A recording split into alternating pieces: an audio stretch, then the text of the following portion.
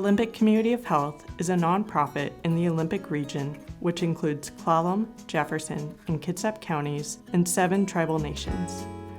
We prioritize collaboration across the region, tackling health issues no single sector or tribe can tackle alone. This video series brings bite-sized conversations addressing local health challenges directly to your screen. We invite you to grab a cup of coffee or tea and join us as we dive into today's topic.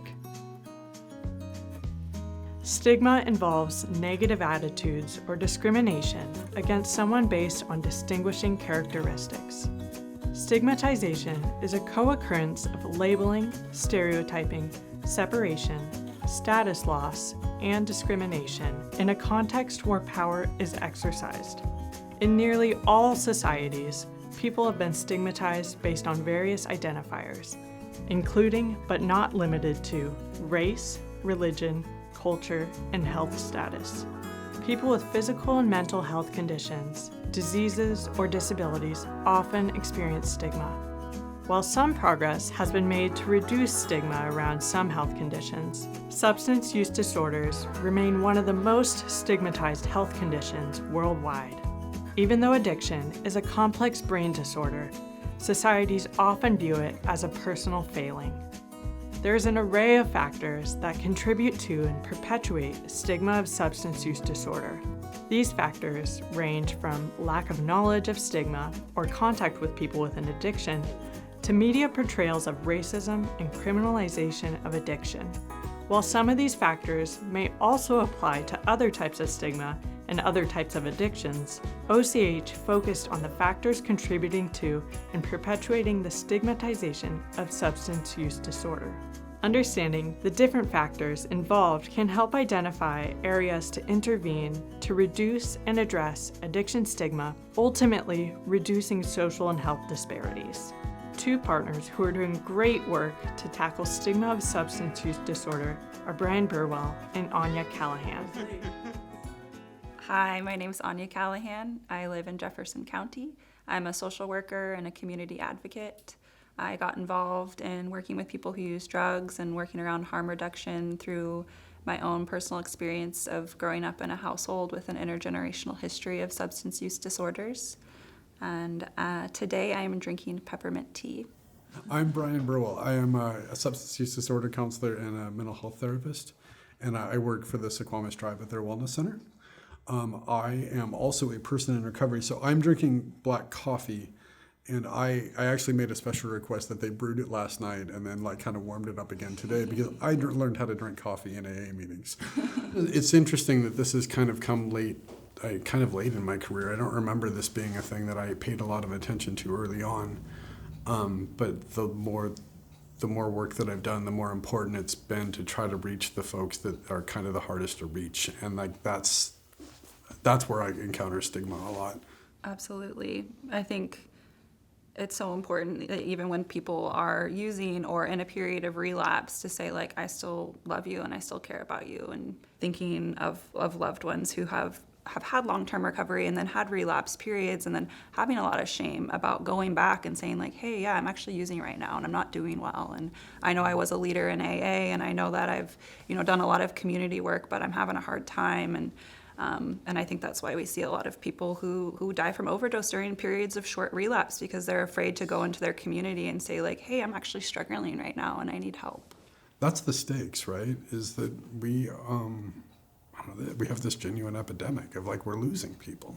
Anything that we can do to kind of get rid of that sense of marginalization, I think it's really important work for us to do right now. Stigma around substance use and chemical dependency has impacted my life on many levels, probably most immediately growing up in a household with substance use and having a lot of personal shame around that and feeling if I shared with friends or my community what my family was going through, that there would be judgment and thinking that I come from a bad family or that I'm not capable of showing up in community in respectful ways.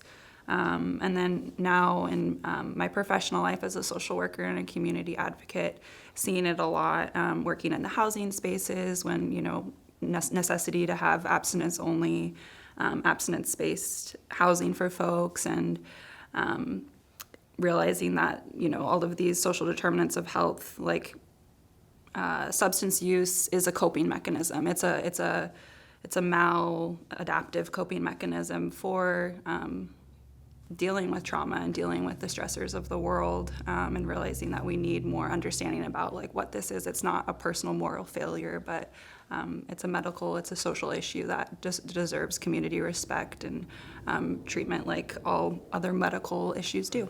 Yeah. As a counselor, one of the things that I'm trying to, as people kind of come to me to change their lives, right? I'm working in addictions. A lot of people they're trying to get themselves towards kind of a life around recovery.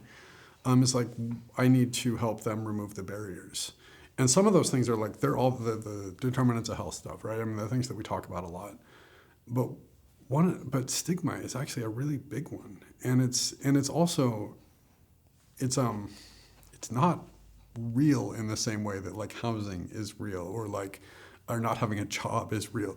Like stigma is this thing that we've totally made up. I know I've watched like some of the language evolve, and there's been really a lot of attention to making sure that we use things like person first language. I don't know. What do you think about that? Like how has it been important for you to be mindful of the words that you use? Language is really important when addressing stigma and when trying to change the culture around humanizing people who use drugs.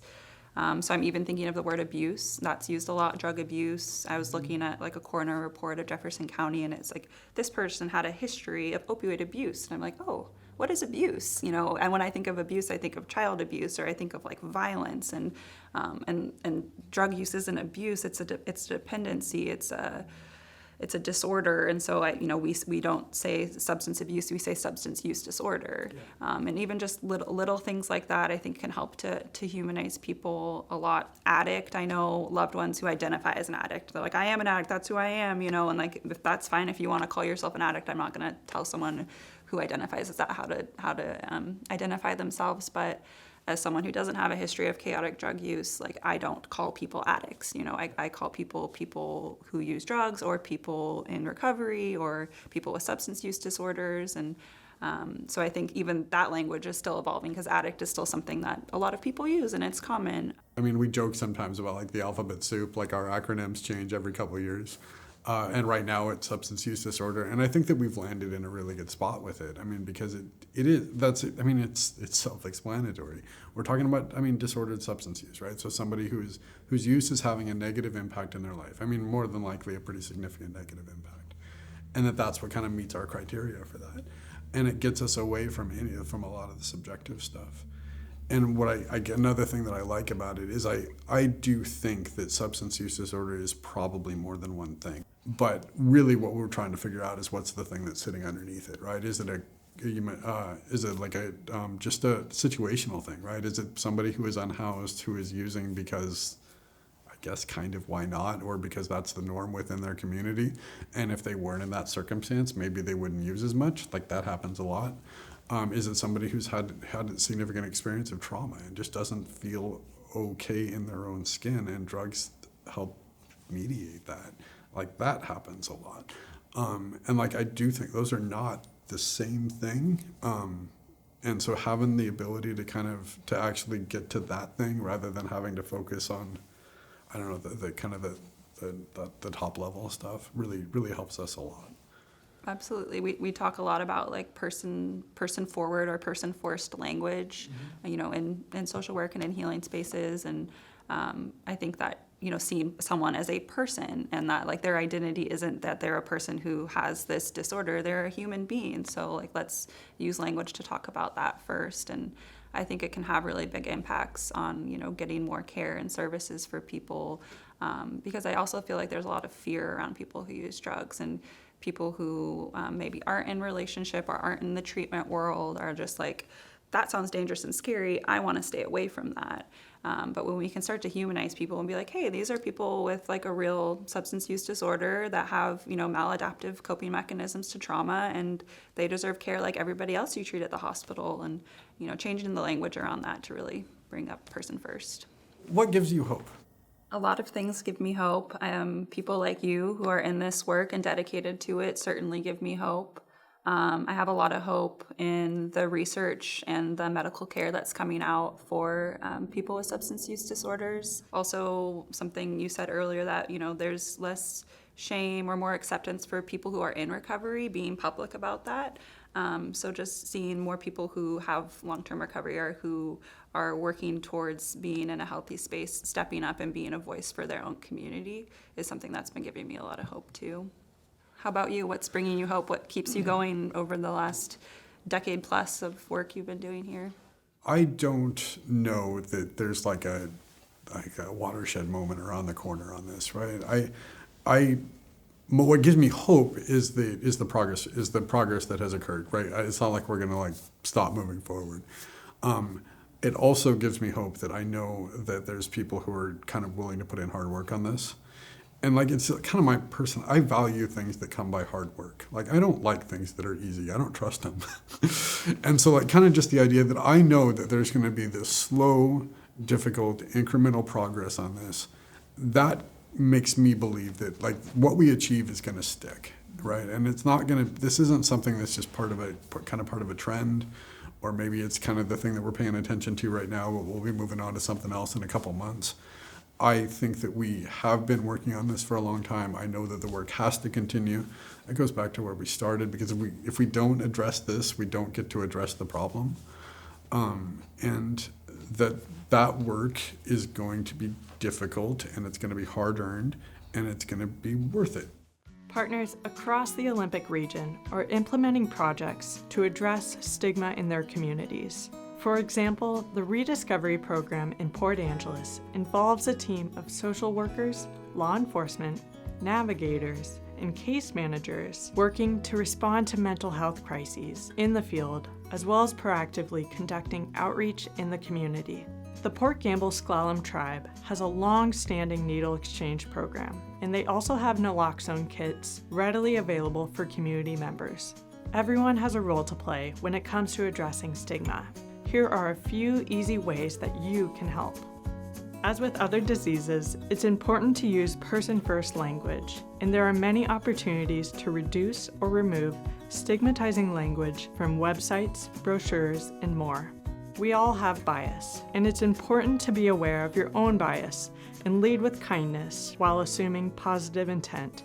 Take an online quiz to learn more about your own biases. Addiction science and brain science is constantly evolving. We encourage you to take a training, participate in a webinar, talk with a colleague, and learn more about addiction and trauma-informed approaches.